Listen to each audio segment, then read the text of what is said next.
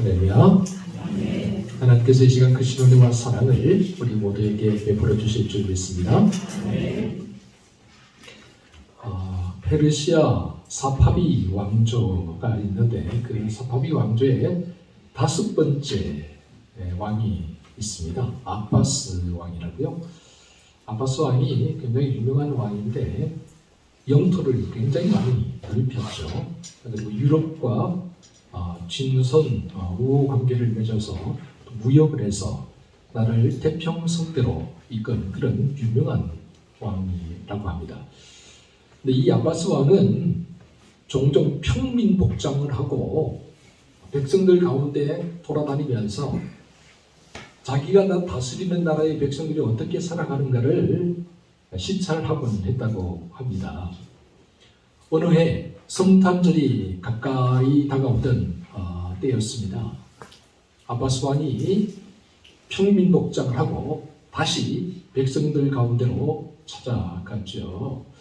근데 마침 공중 목욕탕을 지나가게 되었습니다. 여러분, 요즘은 우리 공중 목욕탕, 우리 양동에도 공중 목욕탕 생긴 거 아시죠? 우리 할머니들 너무 좋아하세요. 우리 양동에 목욕탕 생겼다고 너무너무 좋아하시는데 아쉬운 거는 저녁에는 안 합니다. 오전부터 오후까지만 딱 해서 좀 아쉽긴 하지만 어쨌거나 공중 목욕탕이 생기면 지금은 다 가스나 전기로 부를 때잖아요. 예전에는 그런 게 어디 있습니까? 장작, 군불로 됐죠. 장작으로 군불로 되기 때문에 공중 목욕탕 반드시 불을 때는 방이 옆에 있었습니다. 아바스 왕이 지나가다가 그 방에서 열심히 불을 때는 사람을 봤어요. 그래서 그 방으로 들어가게 되었죠. 그랬더니 이 군불을 때는 방에서 불을 때는 군불을 때는 사람이 너무너무 유쾌하고 쾌활한 거예요. 그래서 이 사람과 함께 나라 돌아가는 이야기도 하고 또 백성들이 살아가는 이야기도 하고 또 페르시아와 맞닿는 국가 이야기들도 하고 온갖 이야기들을 다 이야기를 하는데도 막힘없이 그냥 스스럼 없이 아주 쾌활하게 이야기를 하는 겁니다. 그래서 그 다음 날도 또 왕이 찾아오고 그 다음 날도 또 찾아오고 며칠을 그렇게 찾아와서 이 군불 떼는 사람과 함께 이야기를 하다 보니까 알게 모르게 정이 들고 말았어요. 그래서 성탄절이 거의 되었을 무렵에 왕이 이 사람에게 선물을 하나 해주고 싶었어요. 그래서 자기가 드디어 페르시아의 왕이라는 것을 밝히면서 너의 소원을 한 가지 이야기해봐라. 내가 들어주겠다. 그렇게 이야기를 했죠.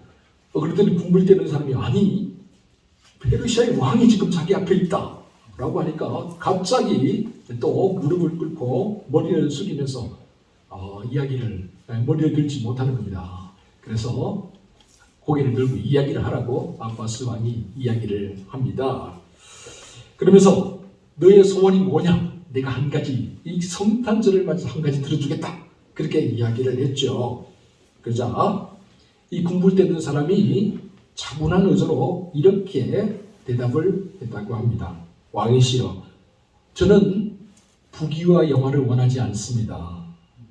높은 자리나 진귀한 보석도 원하지 않습니다. 나는 지금 이대로 만족합니다.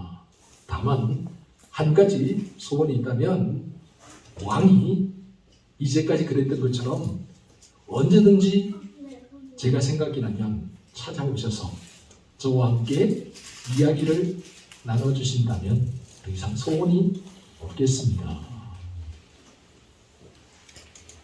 아무런 조건 없이 함께 할 수 있는 기쁨. 오늘 여러분은 이런 기쁨을 가지셨습니까?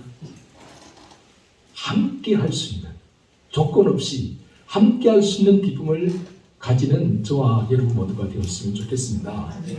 여러분, 성탄절의 가장 큰 의미는 뭐냐? 가장 큰 기쁨은 뭐냐?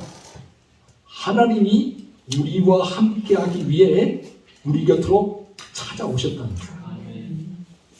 하나님께서 우리와 함께하기 위해서 우리가 똑같은 모습으로 똑같은 인간의 모습을 입고 이 땅 가운데 찾아오신 사건, 그것이 바로 성탄절인 거죠. 그래서 이 사실을 마태복음 1장은 이렇게 우리에게 전하고 있습니다. 보라, 처녀가 잉태하여 아들을 낳을 것이요 그의 이름은 임마누엘이라 하리라 하셨으니 이를 번역한즉 하나님이 우리와 함께 하십니다. 임마누엘 하나님, 우리와 함께 하기 위해 이 땅에 찾아오신 하나님 바로 예수 그리스도이십니다. 우리와 함께 하기 위해서 인간의 몸을 입고 이 땅에 찾아오신 임마누엘 하나님, 그 아기 예수님을 오늘 우리가 축하하고 또 그 오심을 기뻐하는 그때가 바로 성탄절인 거죠. 그리고 오늘 이 사실을 본문 말씀 좀 더 구체적으로 이야기를 하고 있죠. 우리 본문 말씀을 다시 한번 더 한 목소리에 천천히 같이 읽어보도록 하겠습니다. 시작. 말씀이 육신이 되어 이 가운데 거하시되 우리가 그 영광을 보니 독생자의 영광이요 은혜와 진리가 충만하더라. 여러분, 성탄절은 어디까지나 인카네이션, 즉 성육신의 절기입니다. 성육신은 문자 그대로 거룩하신 하나님이 비천한 인간의 육신을 입으신 사건이요 우리의 삶 가운데 구체적으로 개입하신 사건입니다. 여러분, 이 사건이 우리가 늘 들어왔을 것이 정말 어마어마한 사건입니다. 흔히 우리가 세계의 역사를 BC와 AD로 나누지 않습니까? BC라는 것이 뭐냐면 주전이라고 보죠. 그러니까 Before Christ, 주님이 오시기 이전이라는 겁니다. AD 뭡니까? 아노 도미니라는 라틴어인데요. 이걸 영어로 말하면 In the year of the Lord입니다. 그러니까 주님의 해, 주님이 오신 이후라는 그런 의미로 사용이 되고 있는 거죠. 그러니까 주님이 이 땅에 오신 날을 기점으로 BC와 AD가 나누어지게 된 것입니다. 주님의 탄생이 세계 역사의 기준점이 될 만큼 중요한 사건이다라는 것이죠. 그렇다면 성육신, 인카네이션이 내포하고 있는 구체적인 의미가 무엇일까요? 첫째, 성육신은 예수님의 자기 비하, 자기 비움이다라는 사실을 기억해야 합니다. 하나님의 아들이신 예수 그리스도께서 인간이 되시기 위해서 자기를 비우셨습니다. 이걸 우리가 헬라어로 또 신학적인 용어로는 케노시스라고 합니다. 빌립보서 2장은 이 사실을 이렇게 이야기를 하고 있죠. 너희 안에 이 마음을 품으라. 곧 그리스도 예수의 마음이니 그는 근본 하나님의 본체시나 하나님과 동등됨을 취할 것을 여기지 아니하시고 오히려 자기를 비워 케노시스 종의 형체를 가지사 사람들과 같이 되셨으니 사람의 모양으로 나타나사 자기를 낮추시고 죽기까지 복종하셨으니 곧 십자가에 죽으십니다. 주님이 자기를 비웠다. 성육신의 사건은 주님이 자기를 비우면서 시작된 사건입니다.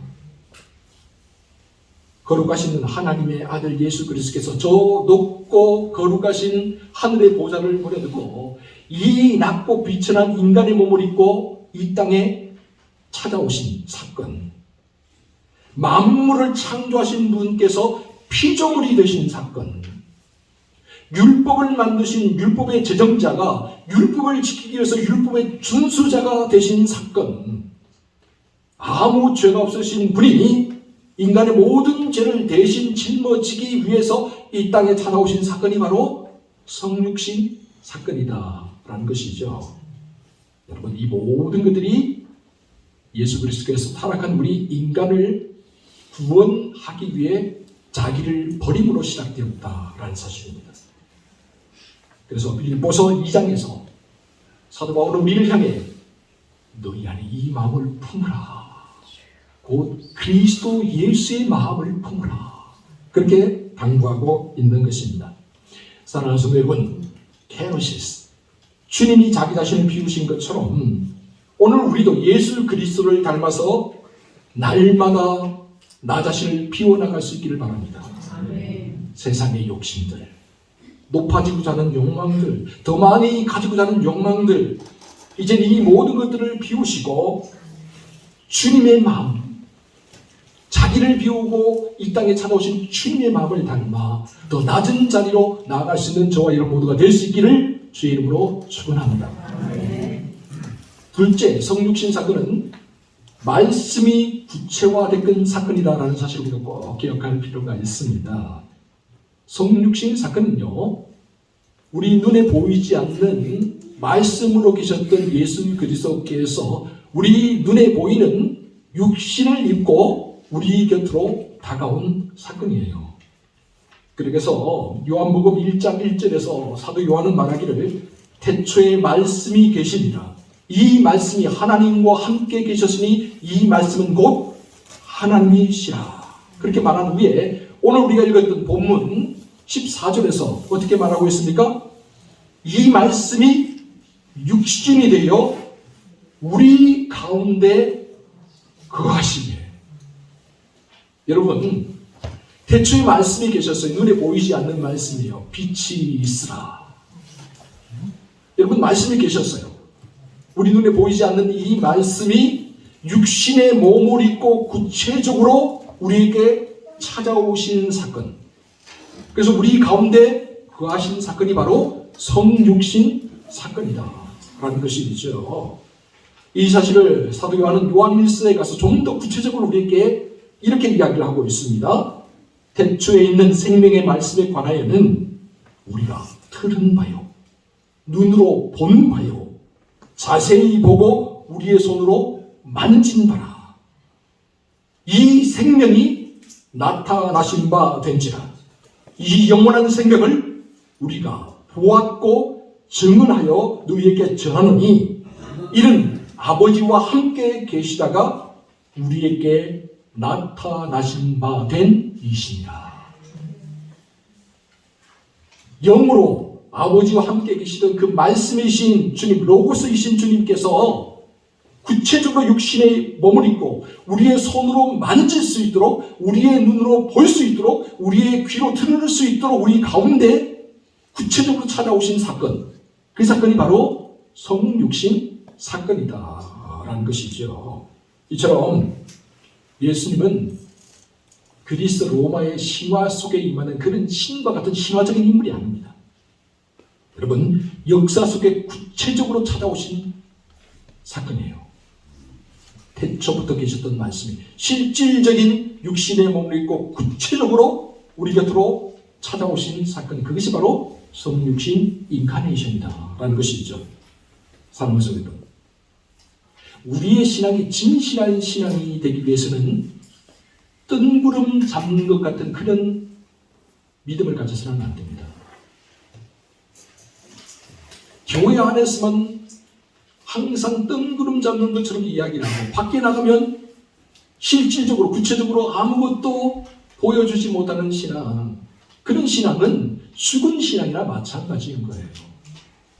주님은 구체적으로 말씀이 육신을 입고 구체적으로 우리 곁으로 찾아오셔서 이 말이 무엇입니까? 우리도 역시 구체적으로 우리가 말씀을 입고 이 말씀이 구체화되어서 세상에 나가서 빛과 소금으로 우리가 그 모습을 보여주어야 된다라는 그런 의미입니다. 구체적인 행동과 실천으로 우리 신앙이 나타나야 된다라는 것이죠. 그러므로 작은 것 하나라도 실천하며 살아가는 저와 여러분 모두가 될 수 있기를 주의 이름으로 축원합니다. 셋째, 성육신 사건은 두 세계를 연결하는 사건이라는 사실을 또 기억하시기 바랍니다. 여러분, 하나님이 주관하는 세계는 영원한 세계죠. 거룩한 세계입니다. 그러나 우리가 살아가는 이 땅은 어떻습니까? 타락한 세계고 죄로 가득한 세계입니다. 그렇기 때문에 이 두 세계는 함께 할 수가 없어요.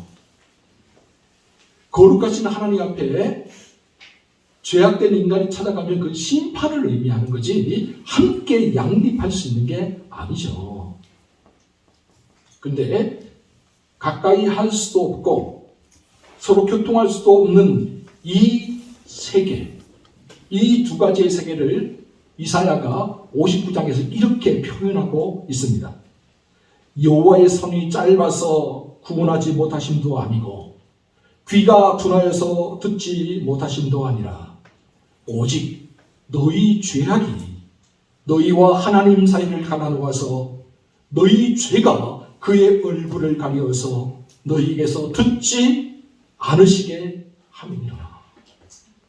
여러분, 죄악이 하나님과 우리 사이를 가나누었다는 거예요. 그래서 우리가 아무리 부르짖어도 하나님 우리를 들을 수 없어요. 가까이 다가올 수가 없는 그런 강이 생겨버린 거죠. 그런데 예수 그리스도께서 성육신 사건을 통해서 이 단절되었던 두 세계를 연결해 주셨습니다. 이 사실을 에베소서 2장은 이렇게 고백하고 있습니다. 그는 우리의 화평이신지라 둘로 하나를 만드사 원수된 것 곧 중간에 막힌 담을 자기 육체로 허시고 또 십자가로 이 둘을 한 몸으로 하나님과 함께 화목하게 하려 합니다. 여러분, 원래는 둘이었어요. 교통할 수 없고 가까이 할 수 없는 불가능한 그런 세계였어요. 그런데 예수 그리스도께서 이 땅에 오심으로 말미암아 인간의 몸을 입고 이 땅에 오심으로 말미암아 이 두 세계가 교통하고 화목할 수 있는 다리를 놓았다는 거예요. 많은 사람들이 이야기합니다. 왜 예수님만 구원의 길이냐? 왜 예수만 믿어야 된다고 그렇게 너희들은 주장하냐? 근데 여러분 기억하세요? 아무리 산으로 올라가는 방법이 많다고 그렇게 말은 하지만 똑바로 올라가지 못하면 낭떠러지로 갈 수 있습니다. 죽음의 길로 갈 수 있는 거예요. 바른 길이 아니기 때문에 그런 거죠. 여러분, 부산으로 가는 방법은 많아요. 광주로 가는 방법은 많아요. 그러나 그 사람이 부산으로 간다고 말을 하면서 철원을 향해서 올라가면 그게 부산에 도달할 수 있겠습니까? 아무리 열심히 가도 방향이 잘못되면 안 되는 거예요. 그렇기 때문에 하나님께로 나아가는 길은 예수 그리스도 이외에는 길이 없는 거예요. 사도행전 4장에서 그래서 말합니다. 천하 인간 중에 구원을 받을 만한 이름, 예수 그리스도 외에 구원을 받을 만한 이름을 우리에게 주신 적이 없다. 예수님이 이 두 세계를 연결하는 화평으로 이 땅에 오셨기 때문에 그게 가능하다라는 것입니다. 단절되었던 두 세계를 만남과 화해시킨 분이 바로 예수님이기 때문입니다. 절망의 지평에 소망의 불꽃을 지피신 분이 바로 예수님이기 때문입니다. 사랑하는 성도 여러분, 예수 믿는 우리 모두가 주님을 닮아서 평화의 사도가 되었음을 믿으시기 바랍니다. 그래서 우리가 예수 그리스도의 이름으로 미움이 있는 곳에 사랑을 전해야 합니다. 다툼이 있는 곳에 용서를 전해야 합니다. 분열이 있는 곳에 찾아가서 일치를 선포할 수 있어야 됩니다. 의욕이 있는 곳에 믿음을 심고 절망이 있는 곳에는 희망을 선포할 수 있어야 합니다. 그러면 우리 모두가 위로받기보다는 먼저 위로하는 사람이 되고 이해받기보다는 먼저 이해하는 사람이 되기 위해 노력하시기 바랍니다. 사랑받기보다는 먼저 사랑하는 사람이 되시고 우리를 온전히 내어줘서 이 두 개의 세계를 주님이 연결하신 것처럼 우리도 함께 연결해 나가는 사람이 되시기를 주의 이름으로 축원합니다. 마지막으로 네 번째 성육신은 섬김과 희생의 사건이다 라는 것을 꼭 기억하시기 바랍니다. 여러분, 예수님께서 이 땅에 찾아오신 궁극적인 목적이 뭘까요? 궁극적인 목적이 우리를 구원하기 위함이죠. 그렇다면 구원하기 위해서 주님이 취하신 방법이 뭐냐? 그 취하신 방법이 성육신인데 이 성육신의 의미를 주님께서 마가복음 10장 45절에서 이렇게 분명하게 말씀해주고 있습니다. 인자가 온 것은 섬김을 받으려 함이 아니라 도리어 섬기려 하고 자기 목숨을 많은 사람의 대속물로 주려 함이니라. 2000년 전 유대 땅 베들레헴에 인간의 몸을 입고 이 땅에 찾아오신 아기 예수님. 성자 예수 그리스도께서 인간의 몸을 입고 우리 곁으로 다가오신 이유는 우리를 죄악 가운데 구원하여서 하나님 나라의 백성으로 삼기 위함이었습니다. 이것을 위해서 주님께서 섬김의 자리에, 모든 것을 내려놓은 섬김의 자리에, 희생과 헌신의 자리에 서셨다는 거예요. 자기를 낮추시고 자기의 목숨을 내어놓기까지 헌신하면서 이 길을 걸어가셨다라는 거죠. 왜 그렇게 걸어가셨을까? 여러분, 왜 주님이 그렇게 걸어가셨을까? 주님이 행하신 모든 것에 목적이 있었는데 그렇게 걸어가신 이유는요, 제자들에게 이렇게 말씀하셨죠. 요한복음 13장에서요, 제자들의 발을 씻겨주시면서요, 주님이 최후의 마지막 그날 밤에 최후의 만찬을 드시면서 이렇게 말씀하십니다. 내가 너희에게 행한 것 같이 너희도 행하게 하려 본을 보였노라. 여러분, 우리가 이 작은 예수가 되어야 된다는 말이죠. 주님을 믿는다, 우리가 고백을 한다면 우리도 역시 섬김의 자리에 서야 된다는 거예요. 다른 사람들이 섬기고 다른 사람들이 희생하고 다른 사람들이 양보하기를 기다리는 게 아니라 내가 먼저 섬김의 자리에 서고 내가 먼저 양보하는 자리에 서고 내가 먼저 헌신하는 자리에 서야 된다라는 것이죠. 그것이 주님이 인간의 몸을 입고 이 땅에 찾아오신 성육신, 인카네이션의 의미이기 때문입니다. 근데 요즘 성탄절이 점점 삭막해지고 있는 것 같아요. 정말 안타깝습니다. 예전에는 11월만 돼도요, 벌써 거리에 성탄절 트리가 다 장식이 되고요, 가게 앞에도 성탄절 트리가 다 만들어지고, 또 거리마다 성탄절 캐롤이 울려 퍼졌잖아요, 그죠? 근데 요즘 성탄절 캐롤을 듣기가 참 어렵습니다. 왜 그럴까요? 음원 저작권 때문에 그렇답니다.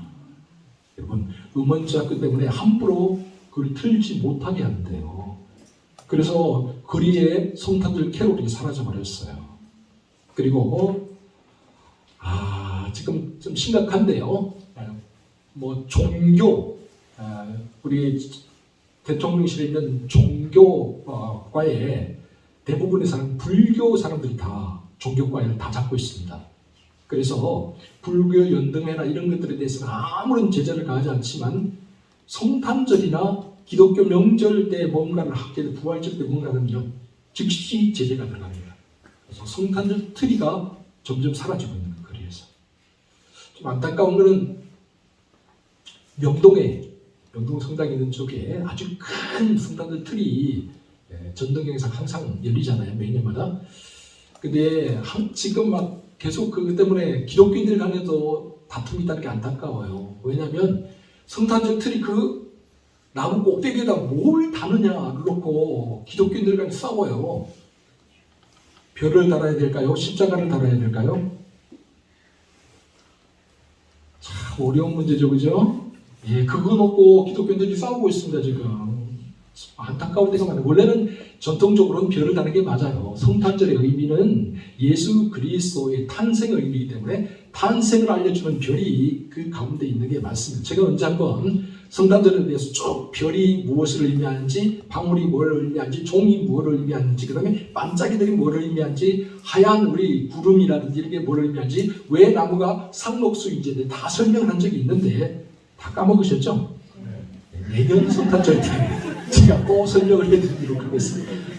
매번 하면 재미가 없으니까 내년 성탄절 때 제가 다 또 다시 설명을 해드릴게요. 루터가 그걸 만들면서 다 또 의미가 있는 거예요. 그냥 만든 게 아니에요. 성탄절 나무를 하얗게 마치 그냥 노인처럼 만드는 게 아닙니다. 상록수로 만드는 이유가 다 있어요. 자, 그런데 이렇게 안타깝게 지금 그 기독교인들이 그 성탄절 별을 만드는지 별을 다는지 십자가를 다는지 때문에 싸우고 있으니까 사람들이 혀를 차요. 아유, 저것들 봐라. 성탄절 예수님 탄생한 절기에도 저렇게 지들끼리 싸운다. 얼마나 안타까운 일입니까? 그래서요, 영국에서 1998년이었죠. 버밍엄 의회에서요, 이런 일이 벌어졌다고 합니다. 성탄절 시즌이 마지막 연말 또 연시와 겹치잖아요. 그죠? 그러니까 성탄절 시즌으로 하지 말고 윈터걸로 하자. 겨울 축제, 윈터에다가 페스티벌 합쳐서 윈터걸로 하자라고 그렇게 사람들이 시의회에 건의를 해서 법으로 이걸 정하자고 그렇게 올렸어요. 사람들이 뭐 강론 일반 싸웠죠 막 이렇게 이야기를 했는데 성공위에서 이 법안을 딱 오라고자면 이렇게 이야기를 했다고 합니다. 시위원회 발상은 세속주의의 극치다. 윈터벌이라는 이름은 성탄절과 아무런 상관이 없는 상업적이고 세속적인 단어로서 일고의 가치도 없다. 그렇죠. 사람들이요, 성탄절에서 예수님을 자꾸 빼려고 해요. 아기 예수님의 탄생의 의미를 자꾸 지우려고 해요. 여러분 보세요. 우리나라도 성탄절의 주인공이 누굽니까? 예수님이 주인공이던가요? 네, 산타가 주인공이고 루돌프 사슴코가 주인공이잖아요. 예수님을 주인공으로 삼은 성탄절은요, 교회 말고는 없어요. 밖에 나가면 온통 산타가 자기 날인 것처럼 주인공인 것처럼 돌아다니고 있고 루돌프 사슴코가 주인공인 것처럼 돌아다니고 있어요. 교회에 다니는 예수를 믿는 사람들을 조사도 산타와 루돌프가 주인공인 것처럼 생각을 해요. 왜 이런 일이 벌어질까? 점점 영적으로 우리가 둔감해지고 있는 거예요. 아기 예수님이 없는, 주인공이 없는 성탄절을 맞이하는 걸 너무나 당연하게 생각하고 있는 거예요. 그래서 아기 예수님 말구유가 있는 그런 모습을 보면 저는 마음이 짠합니다. 가끔가다 백화점 같은 데 가보면요, 가게에 가보면요, 말구유가 있는 그런 성탄절 트리가 있는 그런 모습을 제가 보게 되거든요. 그런 모습을 보면 그렇게 반가울 수가 없고 그렇게 마음이 짠할 수가 없어요. 왜요? 점점 그것이 사라지고 있기 때문에. 사랑하는 성도 여러분, 기억하세요. 성탄절의 주인공은 어디까지나 아기 예수입니다. 그리고 성탄절은 흥청망청 먹고 놀고 보내는 시간이 아니라 영원하신 하나님의 말씀이 예수 그리스도를 통해서 인간의 몸을 입고 이 땅에 찾아오신 성육신 사건, 인카네이션 사건이다 라는 사실을 우리가 기억해야 합니다. 성육신, 인카네이션에는 네 가지 의미가 있다라고 말씀을 드렸습니다. 첫째는 자기 비움입니다. 둘째는 말씀의 구체화입니다. 셋째는 두 세계의 연결입니다. 그리고 마지막 넷째는 뭡니까? 섬김과 희생입니다. 언제나 이 사실을 기억하면서 살아가는 저와 여러분 모두가 될 수 있기를 주의 이름으로 축원합니다. 기도하겠습니다. 성탄절, 말씀이 육신이 되어서 우리 가운데 찾아오신 계절에 오늘 우리는 주님의 성육신 사건을, 인카네이션의 의미를 되새겨봅니다. 주님, 우리도 주님을 닮아 자기를 비울 수 있게 하여 주시옵소서. 욕망들, 욕심들 내려놓게 하여 주옵소서.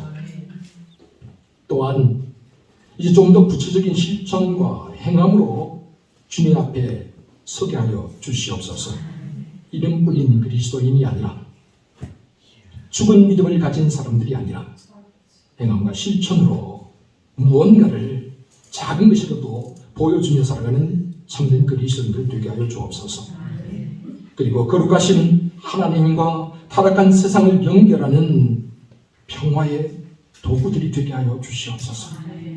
주님, 참으로 분열도 많고 다툼도 많고 또 의욕도 많고 여러 가지 불편한 것들이 많은 이 세상 속에 많은 사람들이 평화의 도구를 요청하고 있습니다. 우리가 바로 그 평화의 도구가 되어서 하나님과 이 세상을 연결하며 살게 하여 주옵소서. 또한 내 욕심, 내 욕망이 아니라 주님이 그러셨던 것처럼 섬김과 희생으로 세상을 밝히며 살게 하여 주옵소서. 그래 우리 양동가족 모두에게 2023년 성탄절이 더욱 따뜻하고 더욱 뜻깊은 성탄절이 될 수 있도록 인도하여 주시옵소서. 이 모든 말씀을 우리 구주 예수 그리스도의 이름으로 기도하옵나이다.